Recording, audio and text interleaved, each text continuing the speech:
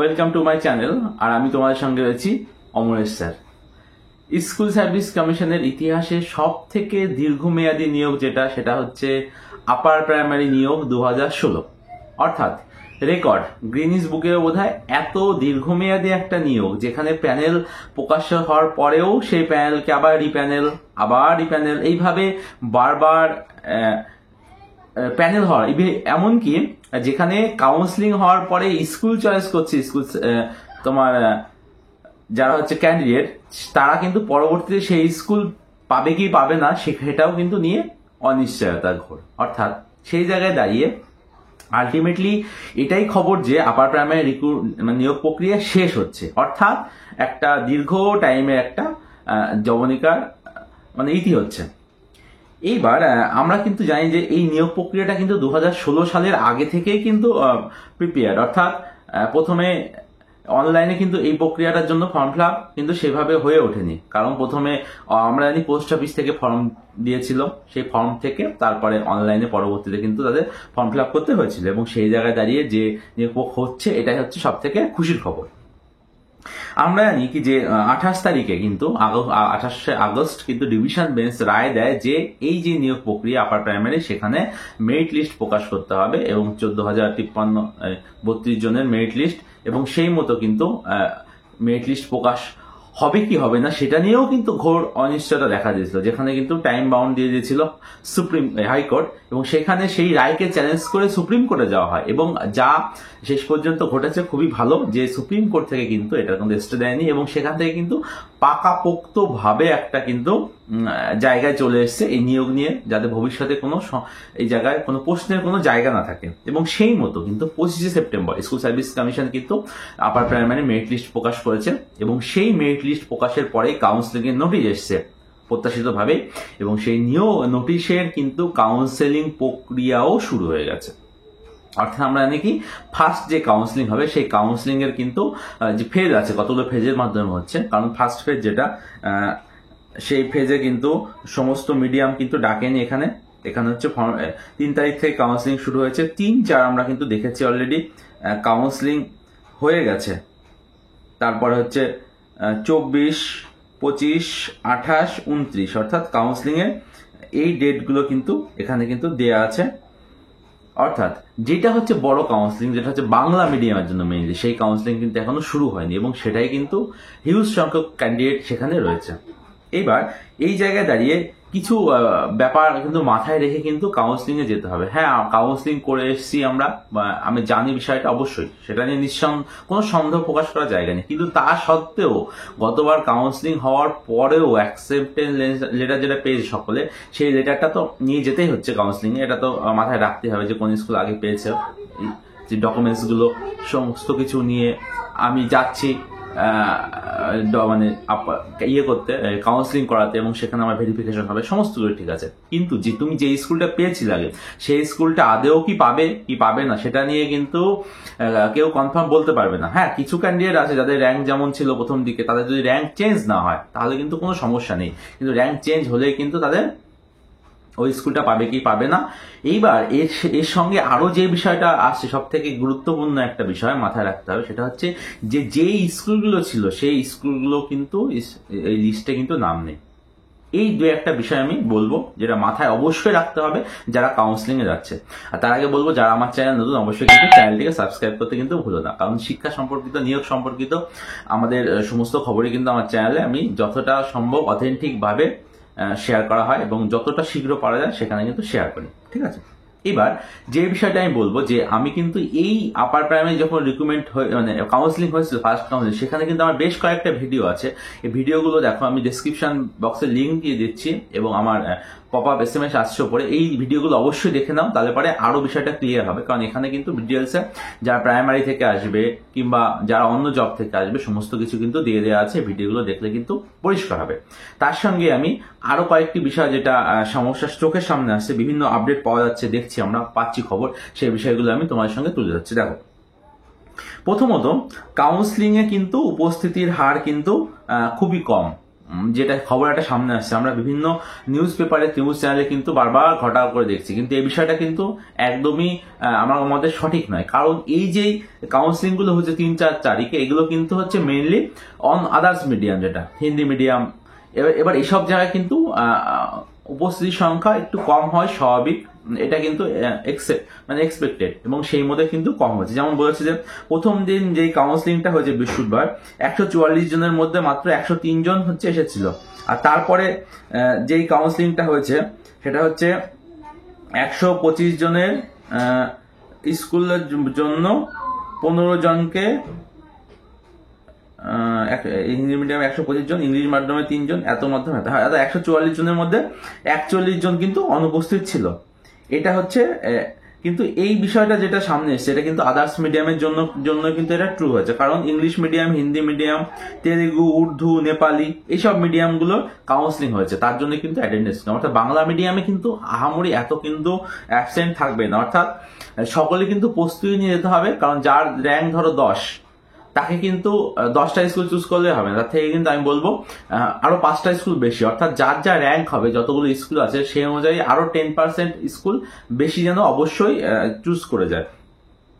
আর তার সঙ্গে আরো যে বিষয়গুলো মাথায় রাখতে হবে সেটা হচ্ছে এই যে একটা খবর যেটা আসছে যে শূন্য পদহীন স্কুলের সুপারিশ। অর্থাৎ আমরা কিন্তু দেখেছি যারা কাউন্সিলিং করেছে তাদের মধ্যে কিন্তু কিছু জনের এই সমস্যাটা অলরেডি চলে এসেছে, যেখানে মানে 100-200 মতো কাউন্সিলিং অ্যাটেন্ড করেছে, করে তারা কিন্তু রিকমেন্ডেশন পেয়েছে। সেই জায়গায় কিন্তু তাদের মধ্যে কিন্তু এই বিষয়টা চলে এসেছে যে স্কুলে কিন্তু শূন্য পদ নেই, কিন্তু তাদের কিন্তু রিকমেন্ডেশন লেটার কিন্তু তারা পেয়ে গেছে। এই বিষয়টা মাথায় রাখতে হবে যে আমি কোন স্কুলটা নিচ্ছি, কারণ এমন স্কুল লিস্ট আছে। আমি বলেছি কি আগের কাউন্সিলিং এর সময় যে এই স্কুলগুলো যেগুলো দিয়েছে আমাকে, আমি যে স্কুলগুলো চুজ করব আমার যে লিস্টে থাকবে সেই স্কুলগুলোর HM এর সঙ্গে কিংবা স্কুলে ফিজিক্যালি গিয়ে কিন্তু কথা বলতে হবে যে ওই সাবজেক্টে ওই ভ্যাকান্সি ওই কাস্ট অনুযায়ী আছে কিনা। ধরো আমি জেনারেল কাস্ট, গিয়ে দেখলাম কি আমি নেওয়ার পরে দেখলাম ওটা SC কিংবা OBC, এটা কিন্তু সব থেকে খারাপ হবে যে তাকে কিন্তু আবার কিন্তু বিভিন্ন রকমের সমস্যা ফেস করতে হবে, বারবার দৌড়াতে হবে, স্কুলে যেতে হবে, ওই DI-তে যেতে হবে, স্কুল সার্ভিস কমিশনে আসতে হবে, তাকে অ্যাপ্লিকেশন করতে হবে, তাকে কিন্তু অনেক হেডেক দিতে হয় পরবর্তীতে। আর তার জন্য বলবো যে যেই স্কুলগুলো নেবে অবশ্যই HM এর সঙ্গে কিংবা ওই স্কুলে ফিজিক্যালি গিয়ে কথা বলে আসতে হবে যে ওই স্কুলে ভ্যাকান্সি ওই সাবজেক্টের এবং ওই কাস্ট ওই মিডিয়াম অনুযায়ী আছে কিনা। এটা কিন্তু সব থেকে বড় হচ্ছে স্কুল চুজ করা। একবার কিন্তু স্কুল নিয়ে নেওয়ার পরে টাইপ যখনই হয়ে যাবে, রেকমেন্ডেশন লেটারটা তোমায় দিয়ে দেবে, রেকমেন্ডেশনে কিন্তু তোমার স্কুলের নাম থাকবে, এবং এবার যা হবার কিন্তু তোমাকে নিজেকে ফেস করতে হবে। অর্থাৎ স্কুলে যোগাযোগ করো কিংবা স্কুলে যাও, কারণ যেহেতু সময় আছে এখনো ইন্টিমেশন দেওয়া হয়নি। অতএব এই পুজোর দীর্ঘমেয়াদের মধ্যে তো স্কুল বন্ধ থাকছে, হ্যাঁ সেটা বড় সমস্যা যে স্কুল বন্ধ, স্কুলে কি করে যোগাযোগ করব। আমি বলবো আমার আর একটা ভিডিও দেওয়া আছে সেটা হচ্ছে যে কি করে স্কুলের নাম্বার পাবে। বাংলা শিক্ষাতে গিয়ে সেখানে কিন্তু স্কুল ডিটেলস আছে, প্রত্যেকটা স্কুলের কন্ট্যাক্ট নাম্বারও দেওয়া আছে, তাদের অ্যাড্রেস দেওয়া আছে। স্কুলে গেলে অবশ্যই স্কুলের আশেপাশে থেকে কিংবা স্কুলে তো পুজোর মধ্যেও দেওয়ার সময় কাজ হয়, স্কুল খোলা থাকে, যে কোনো প্রকারে গেলে পারে তুমি সেই স্কুল ডিটেলস তুমি সেখান থেকে পেয়ে যাবে, কোনো ব্যাপার নেই। এখন বিভিন্ন সোশ্যাল মিডিয়ার যুগে স্কুলের নাম্বার পেতেও কোনো সমস্যা হয় না। এবার স্কুল কিন্তু চুজ করলে পারে এই সমস্যাটা কিন্তু থাকবে। আর তার সঙ্গে আরো যে বিষয়টা আসছে সেটা হচ্ছে অনেকে বলছে যে OBC যে একটা কেস চলছে, সেই কেসটা নিয়ে কি হবে। যারা OBC আছে তাদের কাউন্সিলিং এ কোনো সমস্যা নেই, যেহেতু কেসটা এখনো সেরকম ভাবে কিছু সুপ্রিম কোর্ট থেকে কিছু জানায়নি যেটা হবে কি হবে না, অর্থাৎ নিয়োগ হতে কোনো সমস্যা নেই, যেহেতু আগের নিয়োগ, এই নিয়ে চিন্তা করার কোনো ব্যাপার নেই। OBC লিস্টে যারা নাম আছে অবশ্যই তারা OBC অনুযায়ী সেভাবে তারা সমস্ত ডকুমেন্টস সংগ্রহ করবে। আর এই যে রেকমেন্ডেশন লেটার পাচ্ছ, রেকমেন্ডেশন ধরো কাউন্সিলিং হয়ে যাওয়ার সঙ্গে সঙ্গে প্রিন্ট আউট করে রেকমেন্ডেশন দিয়ে দেবে। রেকমেন্ডেশন লেটার পাওয়ার সঙ্গে সঙ্গে কিন্তু স্কুলে ইনফর্ম করতে হবে। এটা সব থেকে বড়, যে স্কুলে গিয়ে কথা বলে এসছো যে আমি স্কুলটা নিতে পারি, হেড মাস্টার বা হেডমিস্ট্রেসের সঙ্গে অবশ্যই সঙ্গে সঙ্গে ইনফর্ম করে দাও যে হ্যাঁ স্যার বা ম্যাডাম আমি স্কুলটা আপনার পেয়ে গেছি, যে আমি কবে আসবো, কবে আপনারা। কারণ এরপরে কিন্তু এই মধ্যশিক্ষা পর্ষদের কিন্তু এবার কোনো হাত নেই, কারণ মধ্যশিক্ষা পর্ষদ কিন্তু এবার তোমাকে অ্যাপয়েন্টমেন্ট লেটার দেবে না, অ্যাপয়েন্টমেন্ট দেবে হচ্ছে কি স্কুল ম্যানেজিং কমিটির মাধ্যমে। এটা নতুন যেহেতু নিয়ম করেছে, এবার স্কুলে যোগাযোগ করলে স্কুল কিন্তু একটা রেজলিউশন করবে ম্যানেজিং কমিটির মাধ্যমে, তারপর তারা হচ্ছে বাই পোস্ট হোক কিংবা যে করে হোক ডেকে নিয়ে, সেটা স্কুলের ব্যাপার, তারা অ্যাপয়েন্টমেন্ট লেটার ইস্যু করবে এবং সেই অনুযায়ী কিন্তু তোমাকে স্কুলে জয়েন করতে হবে। এবার যে স্কুল যতটা অ্যাক্টিভ, যতটা মানে পজিটিভলি নেবে যে টিচারকে জয়েনিং করার জন্য, সে কিন্তু তত তাড়াতাড়ি সেই স্কুলে জয়েনিং হয়ে যাবে এবং জয়েনিং হয়ে গেলে তো হয়ে গেল, কোনো সমস্যা থাকছে না। ওর জন্য বলবো কি, যারাই কাউন্সিলিং হয়ে যাচ্ছে অতি দ্রুত সেই স্কুলের হেডমাস্টার, হেডমিস্ট্রেস বা সেই ম্যানেজিং কমিটি আছে তাদের সঙ্গে যোগাযোগ করে কিন্তু জয়েনিংটা কিন্তু অতি দ্রুত করে নিতে হবে, যেভাবে বলবে সেইভাবে। এবার সেখানে কিন্তু অনেক সমস্যাও আসতে পারে, সেই সমস্ত সমস্যা নিয়ে আমি বিস্তারিত আরো ডিটেলস, আরো তথ্য আমি সংগ্রহ করছি, সেই বিষয়গুলো নিয়ে আসবো, যে রেকমেন্ডেশনের পাওয়ার পরে কি কি সমস্যা আসতে পারে জয়েনিং করার ক্ষেত্রে। কিন্তু যদি স্কুল মনে করে যে কোনো সমস্যা না, তাহলে এবারে কিন্তু কোনো সমস্যাই নয়। কারণ তোমার যেখানে হবে, যদি দূরে হয় স্কুল, সেখানে সেই অনুযায়ী প্রস্তুতি নিতে হবে যে আমি সেখানে থাকতে হবে, আমাকে সেখানে ঘর ভাড়া করতে হবে, এর মধ্যে কিন্তু সেগুলো দেখে নিয়ে তারপরে কিন্তু সেখানে যেতে হবে। কারণ এরপর পুজোর পরে স্কুল খুলবে, পুজোর মধ্যেও কিন্তু অনেক কিছু খুলে যাচ্ছে। কারণ আমরা জানি কি যে অনেক হাই স্কুল আছে কিন্তু লক্ষ্মী পুজোর পর কিন্তু স্কুল খুলবে, আবার হচ্ছে দেওয়ালি, ভাইফোঁটার সময় কিন্তু তারা কিছুদিনের জন্য বন্ধ হয়। তো এই যে গ্যাপটা আছে, এই গ্যাপের মধ্যে কিন্তু সেসব স্কুলে গিয়ে কথা বলা যেতে পারে যদি কোনো সন্দেহ থাকে। বাই ফোন কিন্তু আমি বলবো কথা না বলতে, সব থেকে ভালো হয় স্কুল লোকেশনটাও দেখে আসতে পারবে, যে স্কুলে তুমি জয়েনিং করবে, যে যাতায়াত করার ক্ষেত্রে কিংবা তার পাশে পরিবেশটা কেমন। এটা হচ্ছে সব থেকে ভাইটাল বিষয় স্কুল আপাতত কাউন্সিলিং এর ক্ষেত্রে। আর কোনো বিষয় এই মুহূর্তে মাথায় নেওয়ার কোনো দরকার নেই, কারণ আদার চাকরি থেকে যেখান থেকে আসে না কেন, পরবর্তীতে জয়েনিং এর ব্যাপারটা অন্যরকম, কি করে আসতে হবে না হবে। কিন্তু সর্বপ্রথমে যে কাজটা হবে সেটা হচ্ছে স্কুল চয়েস এবং স্কুল এবং কাউন্সিলিং এর দিন যথাযথ টাইমে পৌঁছে যাওয়া। যারা দূর থেকে আসবে, উত্তরবঙ্গ হোক কিংবা অন্য কোথাও থেকে হোক, দিনের দিন আসার কোনো রিস্ক নেবে না, তার আগের দিন চলে আসবে, এসে যেখানে কাউন্সিলিং হচ্ছে তার আশেপাশে হোটেল কিংবা তাদের রিলেটেড যদি কোনো রিলেটিভ থাকে তার সেখানে কিন্তু অবশ্যই স্টে করবে, কোনো রিস্ক নেওয়া যাবে না।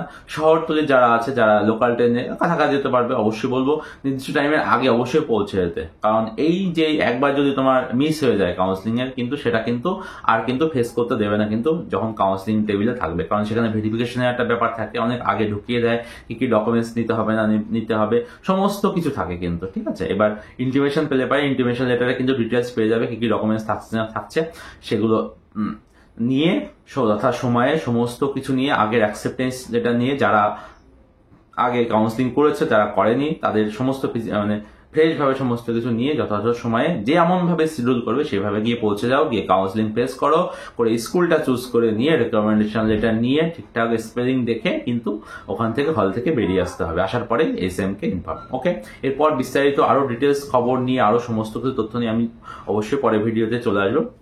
আপাতত রিক্রুটমেন্ট সম্পর্কিত, নতুন রিক্রুটমেন্ট সম্পর্কিত কিছু খবর যদি থেকে থাকে সেটাও আমি পরে ভিডিওতে বিস্তারিতভাবে নিয়ে আসবো। আজকে ভিডিওটা আমি এখানে শেষ করলাম। সকলে ভালো থাকবে, সুস্থ থাকবে, পুজোটা সকলেরই ভালো কাটুক। কারণ পুজো তো অলরেডি শুরু হয়ে গেছে, এর মধ্যে তো তেমন কিছু কাজ হচ্ছে না, ঠিক আছে। আপাতত এর মধ্যে স্কুলগুলো দেখে নাও। আমি ভিডিওটা আজকে এখানে শেষ করলাম। ওকে।